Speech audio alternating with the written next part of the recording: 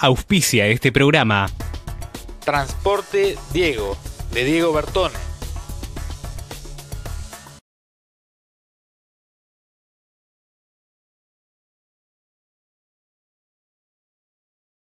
Para Tres Arroyos era algo fuera de lo común, con una final de un campeonato argentino.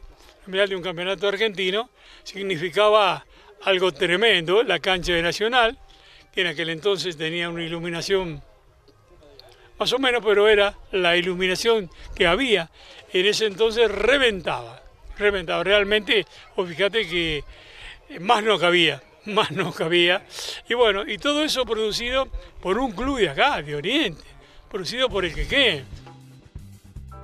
En Desde el Puente de Hoy, este programa que siempre intenta ir y venir con el pasado, pasar ese filtro que nos pone la historia para intentar revivir historias inolvidables. Hoy veremos el segundo episodio sobre la epopeya del Quequén entre los años 1958 y comienzos del 60. Este episodio va a estar especialmente centrado en lo que fue la final que mencionaba el periodista de Tres Arroyos, Popi Guido, la final entre el Quequén de Oriente y Atlético Tucumán, jugada un 30 de enero de 1960 en cancha del Nacional de Tres Arroyos. Un partido imborrable para la historia del fútbol regional y para la memoria colectiva de Oriente.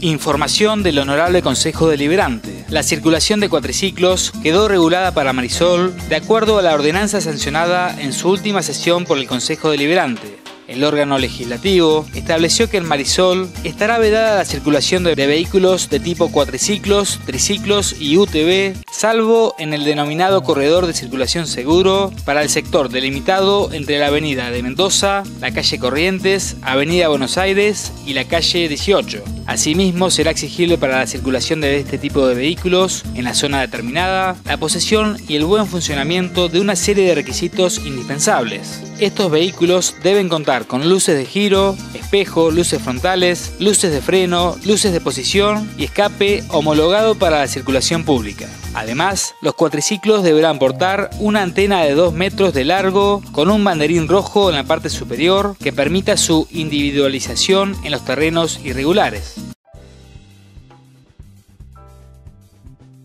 En el programa anterior ya vimos cómo el Quequén ingresó a la Liga Tesarroyense de Fútbol en 1954 y cómo fue creciendo aceleradamente en esa liga. Ascendió en 1955 con la mayoría de jugadores locales, salió subcampeón del torneo de preparación en 1956 hasta consagrarse campeón en 1958 y bicampeón en 1959, en ese caso con numerosos jugadores de Bahía Blanca, varios de ellos integrantes de la selección de la Liga del Sud. Ya vimos cómo entre el 1958 y 1959 el Quequén tuvo un andar arrollador, goleó a la mayoría de sus rivales y la historia le daba la oportunidad de disputar un campeonato a nivel provincial y pasar luego a la siguiente instancia, la etapa nacional, donde se enfrentaría entre otros equipos a dos que actualmente se encuentran disputando la primera de la AFA, Unión de Santa Fe y Atlético Tucumán. Pero bueno, vamos a intentar conocer más en detalle de qué se trataba ese campeonato. El torneo argentino de campeones era una especie de Copa Argentina de hoy, claro que sin la inclusión de los equipos de la primera división de la AFA. Igualmente cabe aclarar que en la primera de la AFA, en ese tiempo, había poco lugar para los equipos que no fueran de la capital. En 1960, por ejemplo, cuando Independiente se consagró campeón, jugaron 16 equipos, de los cuales 2 representaban a la ciudad de Rosario y el resto eran de la capital federal o del Gran Buenos Aires. Por ejemplo, no jugaban los equipos cordobeses, los santafesinos, sanjuaninos, mendocinos. Pero bueno, sigamos tratando de entender cómo fue el campeonato en el que el Quequén de Oriente llegó casi a lo más alto. Según la información recogida del diario Clarín en su edición del 6 de diciembre del año 2017, la Copa de Campeones, que empezó en 1959 y finalizó en el 60, la organizó el Consejo Federal de la AFA. Participaban los ganadores de las principales ligas de las provincias, pero no jugaron los equipos directamente afiliados a la AFA. El único que la disputó fue Unión de Santa Fe, con quien en la semifinal se enfrentara al Quequén, pero claro, como campeón de la Liga Santafesina. Se había estipulado que el campeonato se jugara todos los años impares, pero finalmente no se disputó más. De todas formas, hoy Atlético Tucumán, quien le ganara el torneo al Quequén, mantiene un firme reclamo para que se oficialice el campeonato obtenido el 30 de enero de 1960. Pero bueno, más allá de esto, luego del corte vamos a conocer cómo llegó el Quequén a ganar el campeonato provincial a fines del año 1959. Campeonato provincial que le permitiría jugar luego el Nacional.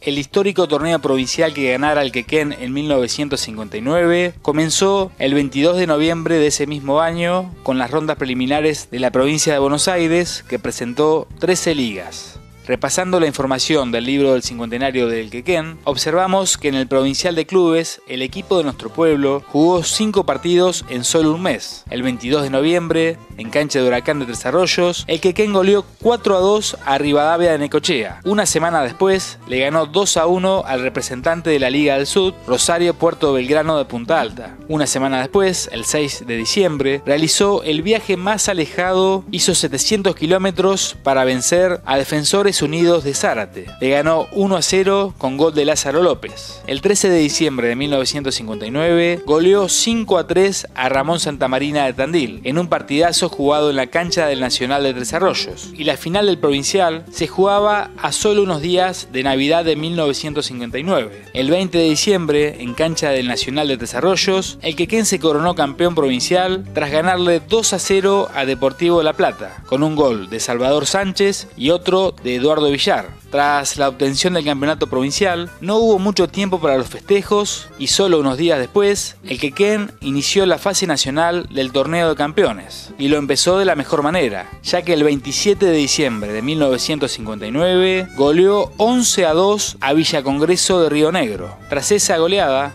el Quequén tuvo por primera vez unos días de descanso tras el año nuevo y en cancha del Nacional, el 8 de enero de 1960 goleó nuevamente, cuando le ganó 6-2 a Guaraní de Misiones. En los 2 primeros partidos del torneo nacional, el Quequén había convertido 17 goles. Pero bueno, a medida que avanzaba en el campeonato, los rivales se hacían cada vez más difíciles. Y en la semifinal se enfrentaba al equipo más duro hasta el momento. Un equipo que a la postre participara con frecuencia en la primera de la AFA. El 16 de enero de 1960, el Quequén chocaba contra Unión de Santa Fe en la cancha de Olimpo de Bahía Blanca. Y en un gran partido, con el apoyo de toda la ciudad de Bahía Blanca, le ganó 3-1 al equipo santafesino. Tras ese resonante triunfo, el Quequén debió esperar unos días para saber quién sería el otro finalista, para jugar la gran final el 30 de enero, final de la que vamos a hablar durante casi todo el programa. Pero ahora, luego del corte, vamos a ver un hecho que sucedió a unas horas de la final y que podría haber cambiado la historia de esta rica e inolvidable epopeya del Quequén.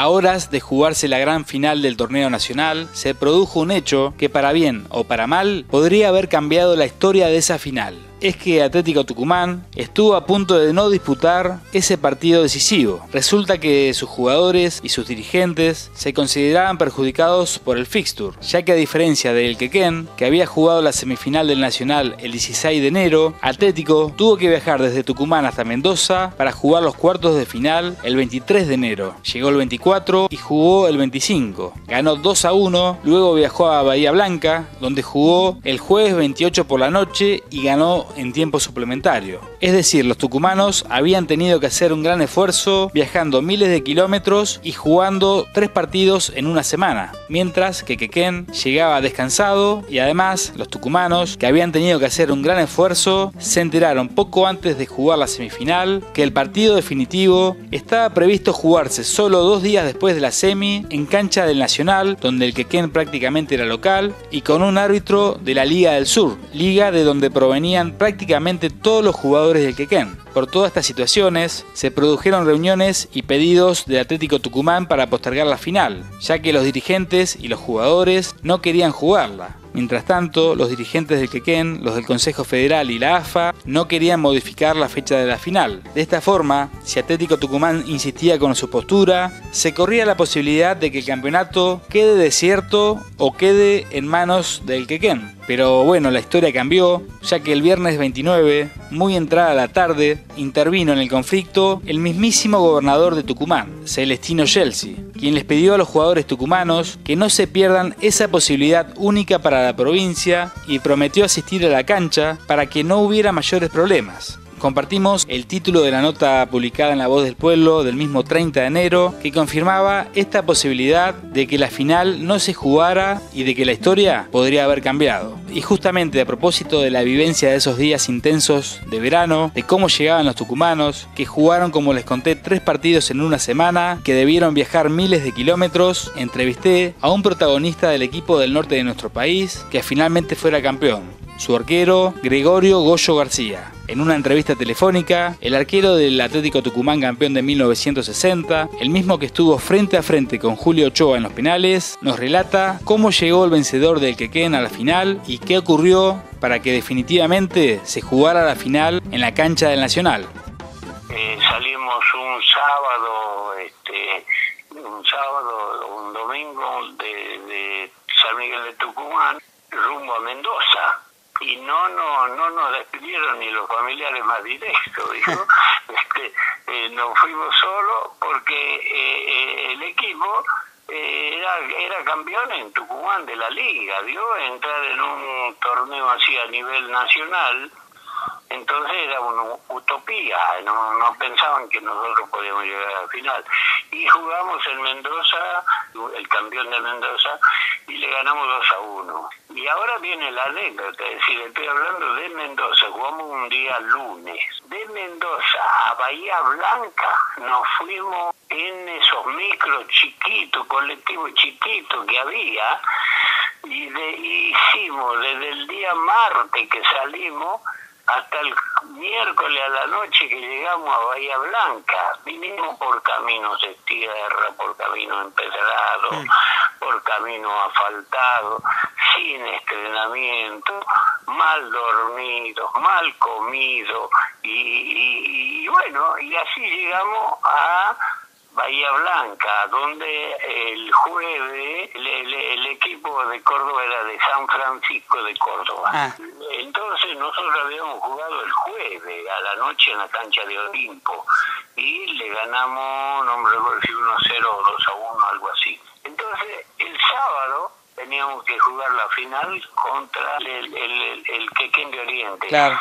Y los directivos nuestros le pidieron a AFA de que suspendiera el partido del sábado porque nosotros estábamos, digamos, mal, porque no habíamos tenido entrenamiento, mal comido, mal viajado y todas esas cosas de la época, le estoy hablando de 1960. Claro.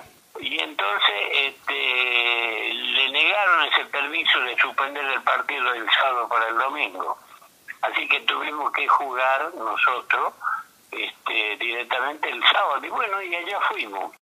Y después resalta de que a nosotros nos querían perjudicar porque nosotros queríamos suspender el partido para otra fecha y la AFA no. Por eso es que viaja el gobernador de Tucumán, don Celestino Gelsi, viaja a Bahía Blanca, a Tres Arroyos, como una especie de garantía para que no nos pase nada. Pero no pasó absolutamente nada con respecto a ese partido.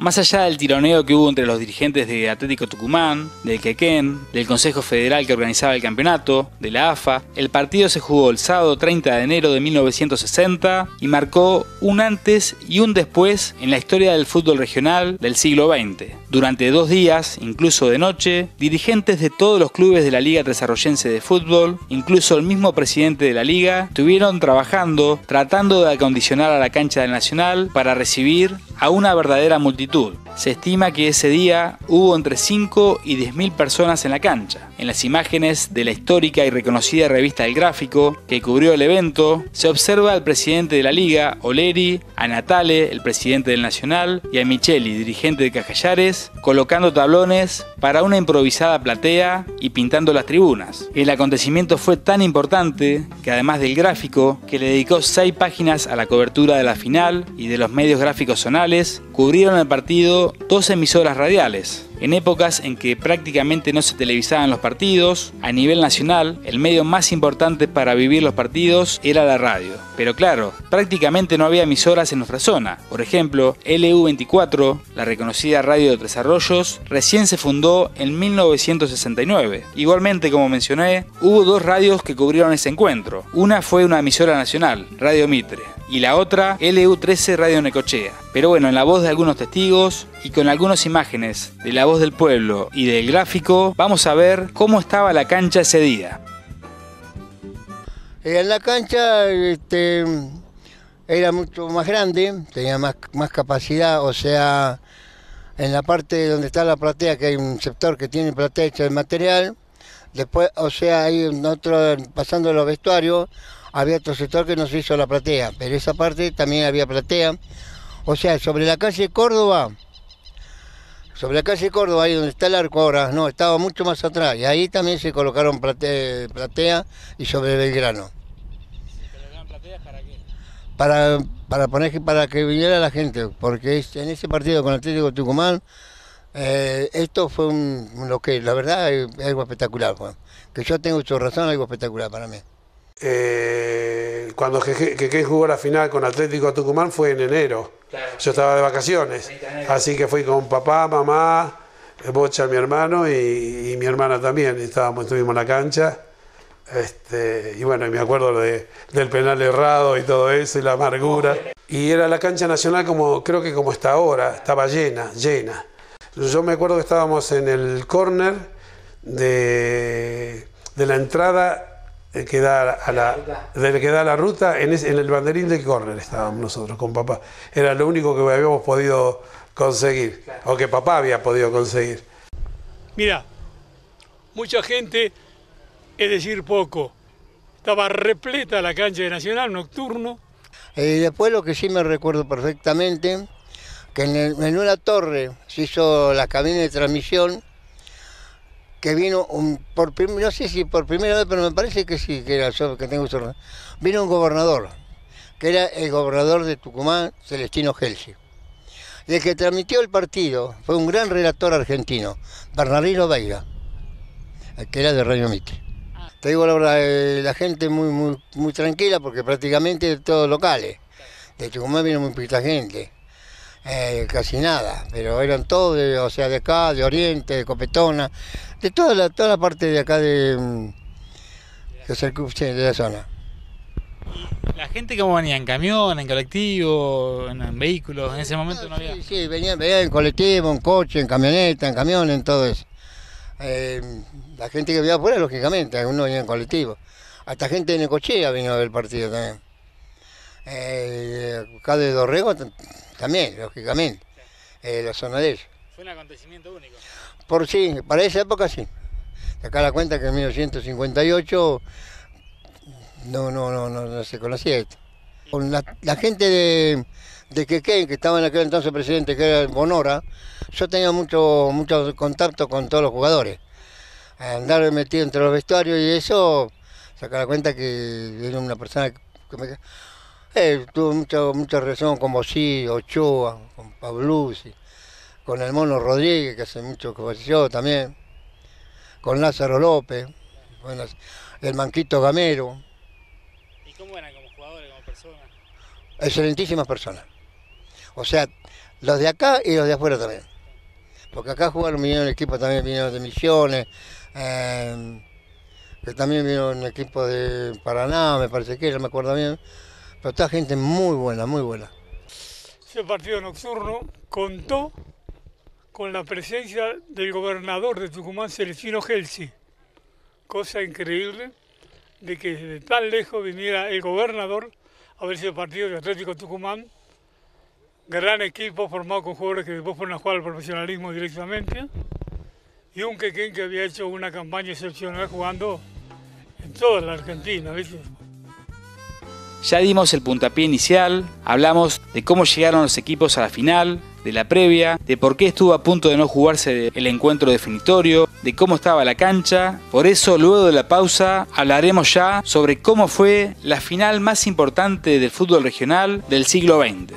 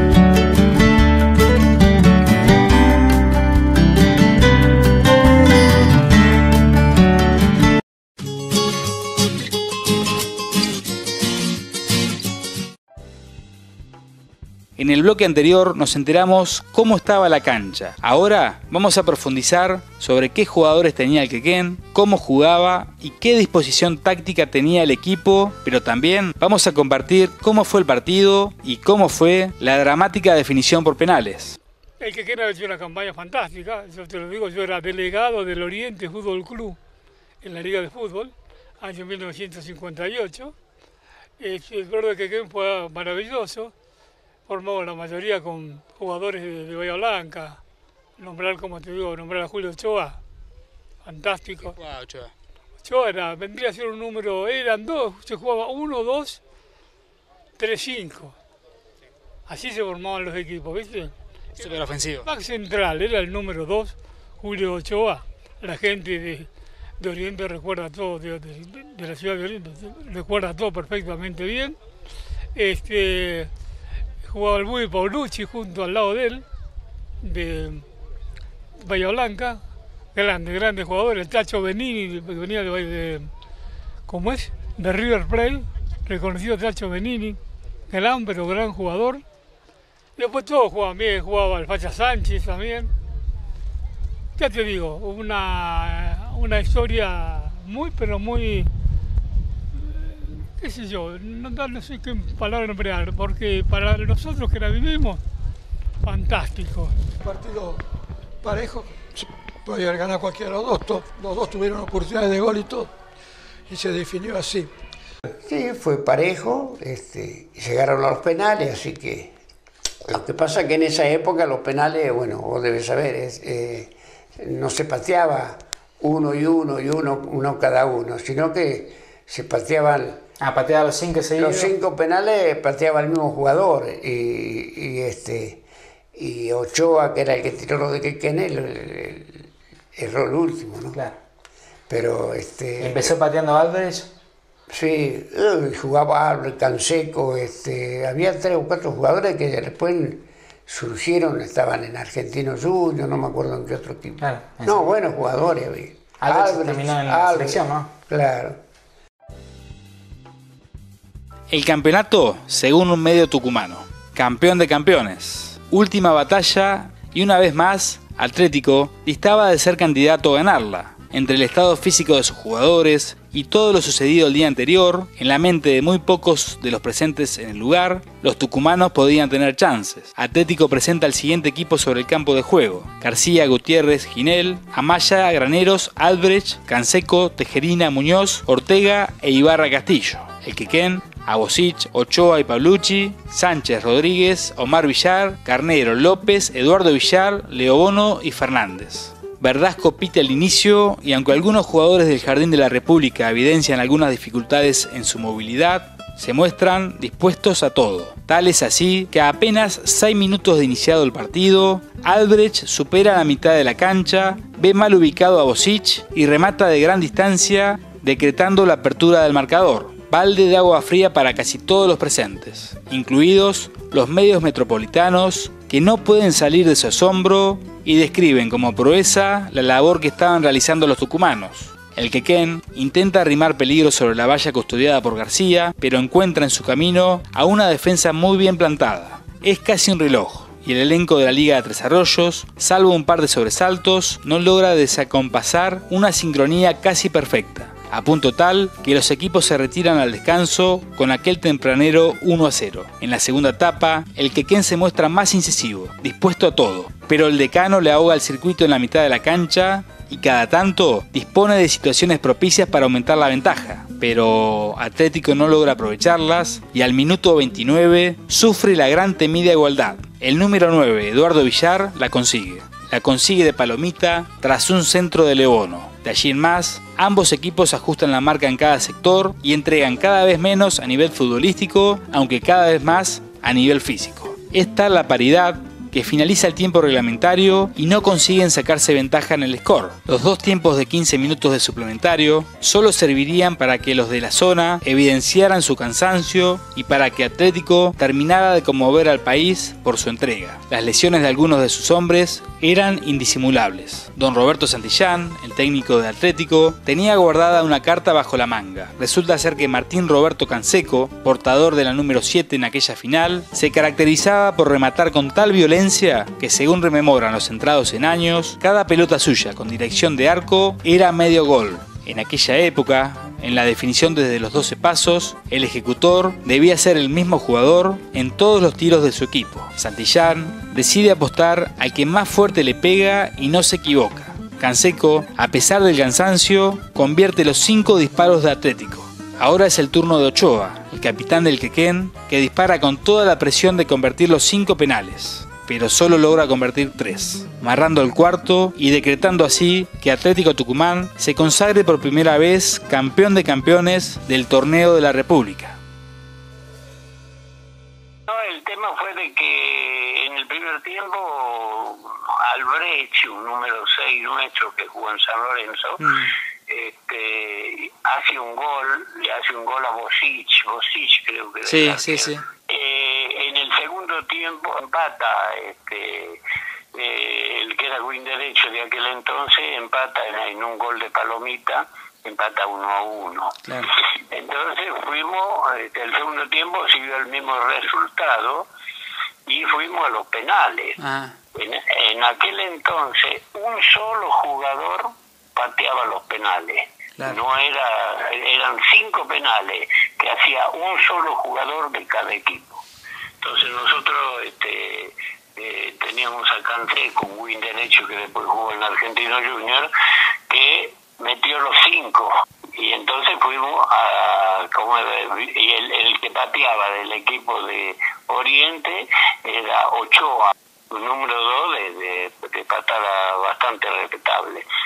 Y él hace tres goles hace, y el cuarto da en el palo. En los 4 partidos, salvo en el tercer gol, yo más o menos había elegido el palo.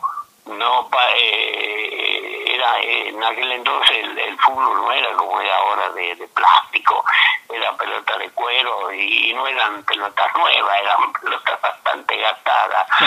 Y bueno, cuando la pelota da en el palo, entonces nosotros ganamos los penales y salimos a festejar, digamos así, el gol, pero no se festejaba tampoco como ahora, que lo tiran al piso y se abrazan y bailan y todo, otras épocas, ¿vio? Claro. Así que, y bueno, después de eso volvimos a lo que era la pensión, y después estuvo presente el gobernador de Tucumán. Claro. ¿Y no hubo ningún tipo de incidente? ¿Fue todo tranquilo? ¿Se saludaron? No, ningún incidente, nada, un partido totalmente normal, tampoco no fue de jugada brusca, fuerte, pues nosotros terminamos jugando con 10, porque el número 3, Hugo Ginel, se había lesionado, yo no sé si se desgarró en ese momento, pero terminamos jugando con 10.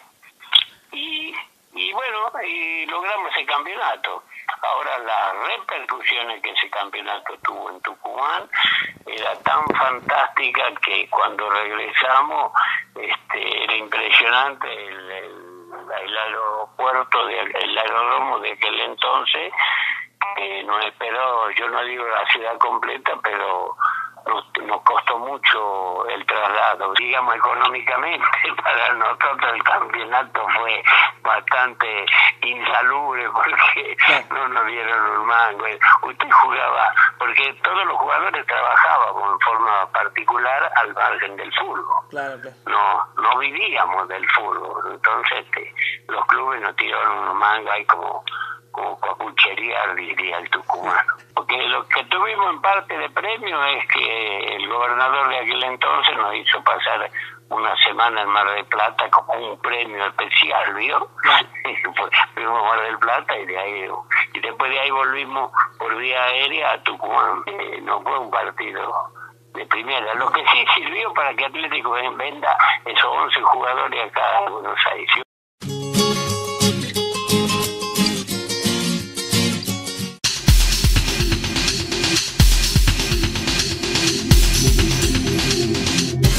Todo lo que necesita un buen pescador lo encuentra en Punto Pesca. Punto Pesca lo espera en su nuevo local ubicado en Brasil y Tucumán, Marisol. Teléfono 02983 44 42 19.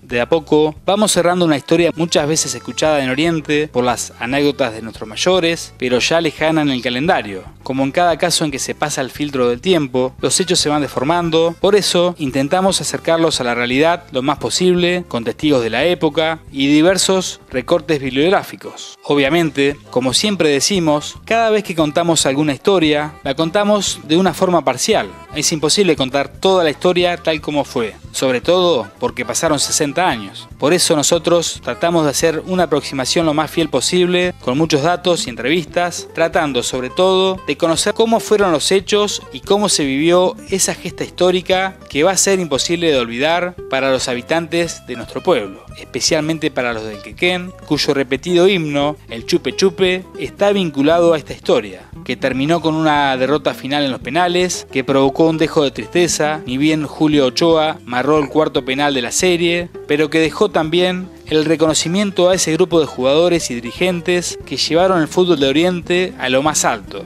Un Oriente que entonces tenía 3.000 habitantes y que terminó jugando una final nacional ante una institución de una ciudad que tenía en esa época 700.000 habitantes. estábamos representando al Partido Dorrego y estaba representando al Desarrollo en el fútbol en ese momento. Una barbaridad, muchas emociones.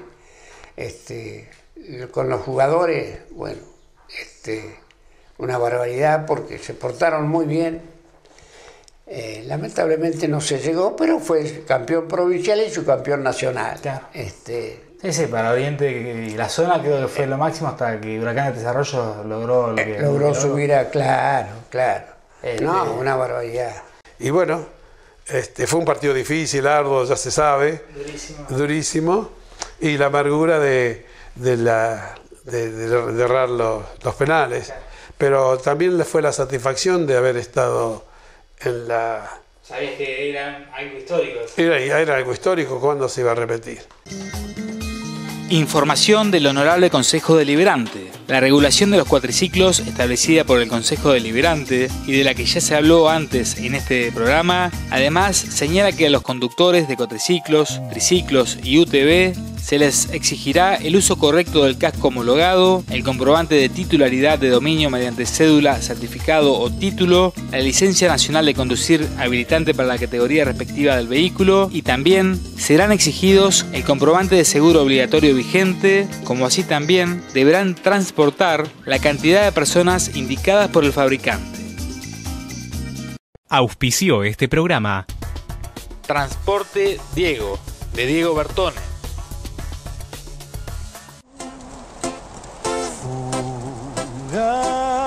Pasa la vida junto a ti y a ti, a quien más quiero, amado amor, amor.